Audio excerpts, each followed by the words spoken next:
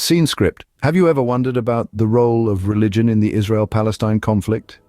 This conflict, enduring and intricate, has been an ongoing struggle for decades. It's a story of power, land, and a yearning for self-determination.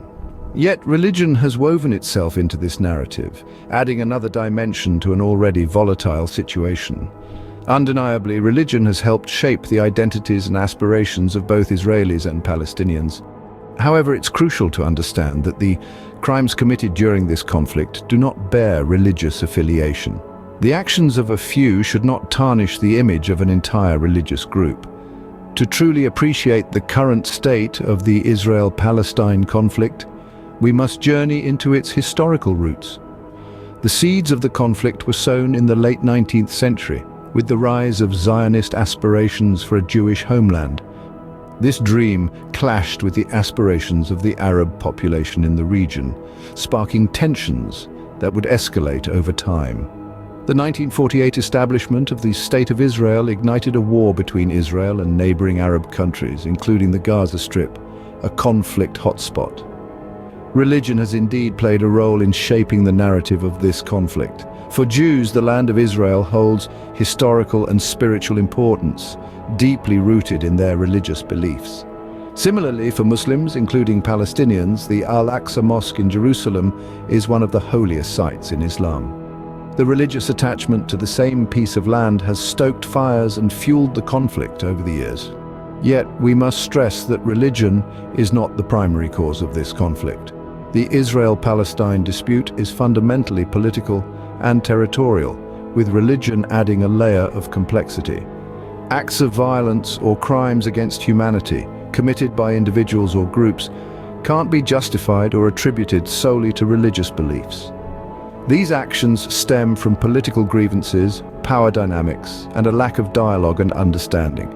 Crimes can be committed by individuals or groups on all sides in any conflict. The Israel-Palestine conflict is no exception. Both Israelis and Palestinians have been victims and perpetrators of violence and human rights abuses. It's essential to recognize and condemn these crimes, irrespective of the religious or ethnic background of those involved. By doing this, we can start to disentangle religion from individual actions and focus on addressing the conflict's root causes. Let's dive deeper into the historical context of this conflict. To truly understand the Israel-Palestine conflict, we must journey back in time. The roots of this intricate issue reach back to the late 19th century. At that time, a political ideology known as Zionism began to take shape among Jews in Europe.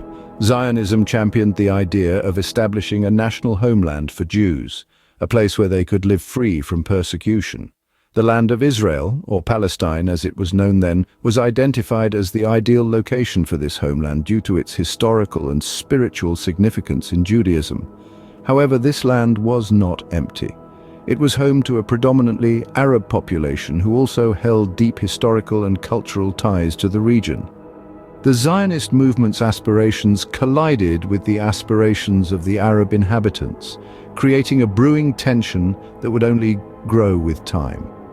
Fast forward to 1948, a year that marked a significant turning point in the conflict. The State of Israel was officially established following the approval of the United Nations Partition Plan. This plan aimed to divide Palestine into separate Jewish and Arab states, with Jerusalem under international administration. However, the establishment of Israel was met with fierce resistance from the neighboring Arab countries, sparking a war that left the region scarred and divided.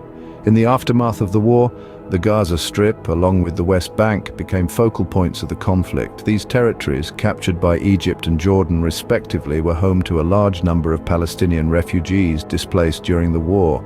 Over the years, these territories have witnessed numerous conflicts, military occupations, and peace negotiations, each adding a new chapter to the historical narrative of the Israel-Palestine conflict. Now that we've established the historical roots, let's examine the role of religion in this conflict.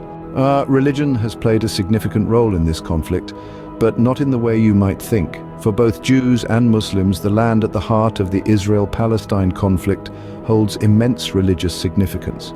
For Jews, Israel is not just a piece of land, it is a place of historical and spiritual importance, deeply embedded in their religious beliefs. Similarly, for Muslims, including Palestinians, Jerusalem is home to the Al-Aqsa Mosque, one of the holiest sites in Islam. This convergence of religious attachments to the same piece of land has certainly intensified the dispute. However, let's be clear, religion is not the primary cause of the Israel-Palestine conflict. This is a political and territorial dispute at its core. Religion, while influential, is an additional layer of complexity, not the root cause. The crimes committed during this conflict, whether they are acts of violence or human rights abuses, cannot be justified or attributed solely to religious beliefs. They are the outcome of political grievances, power struggles, and a lack of effective dialogue and understanding. Religion is a powerful force. It shapes identities, influences motivations, and can be a source of solace and hope. But it can also be misused, manipulated, and weaponized, leading to division and conflict. It's important to remember that the actions of a few do not represent the beliefs of the many. The majority of Jews, Muslims, and Christians in the region want peace, and their religions preach love, acceptance, and respect for all. So, while religion is a factor, it's not the sole cause. The Israel-Palestine conflict is a multidimensional issue where politics, history, and territorial disputes intertwine with religious sentiments. It's a complex web that cannot be untangled by blaming religion alone. In the next scene, we'll delve deeper into the crimes committed during this conflict. It's a tough but necessary conversation, one that can help us understand the reality of the situation and hopefully pave the way towards a more peaceful future. In any conflict, it's crucial to recognize that crimes can be committed by all sides. When we turn our gaze to the Israel-Palestine conflict, this truth becomes painfully clear. The landscape of this long-standing conflict is marred by acts of violence and human rights abuses committed not by one side but by all. Let's take a moment to unpack the extent of these crimes. On one hand, we have acts of terrorism, a term that sends a chill down the spine. Suicide bombings, rocket attacks, and shootings. These aren't just words on a page, but heart-wrenching realities for people living amidst this conflict. People who've lost loved ones, homes, and a sense of security. On the other hand, we have human rights violations. Unlawful detention, torture, collective punishment. These are not just violations of international law, but of basic human dignity. These actions have left scars on both Israeli and Palestinian communities. Scars that run deep and perpetuate a cycle of violence and retaliation. But let's not forget the impact of these crimes. Their effects ripple out, causing immense suffering and trauma. Communities live in fear, families are torn apart, and individuals bear the emotional and physical brunt of these actions. It's a sobering reality, and one that underscores the urgency of addressing these crimes. Now you might be asking, who's responsible for these acts? The answer, unfortunately, isn't straightforward. Individuals and groups from both sides have been perpetrators, driven not by religious fervor, but by political grievances and power struggles. It's a complex web of causality, one that we must untangle if we are to truly understand this conflict. So, where does religion fit into all of this? Well, it doesn't. These crimes, as horrendous as they are, cannot and should not be attributed to religious beliefs. Instead, they are the result of deep-seated political issues and power dynamics. In the end, it's important to remember this. Crimes committed during this conflict are the result of political grievances and power struggles, not religious beliefs. Let's keep this in mind as we continue to explore the Israel-Palestine conflict. Understanding the Israel-Palestine conflict requires us to separate religion from the actions of individuals. We've spent the last few minutes discussing the historical context, the role of religion, and the unfortunate acts of violence that have occurred in the Israel-Palestine conflict. The purpose behind our conversation isn't to sway you towards one side or the other, but to encourage you to delve deeper, to ask questions, and to form your own well-informed opinions.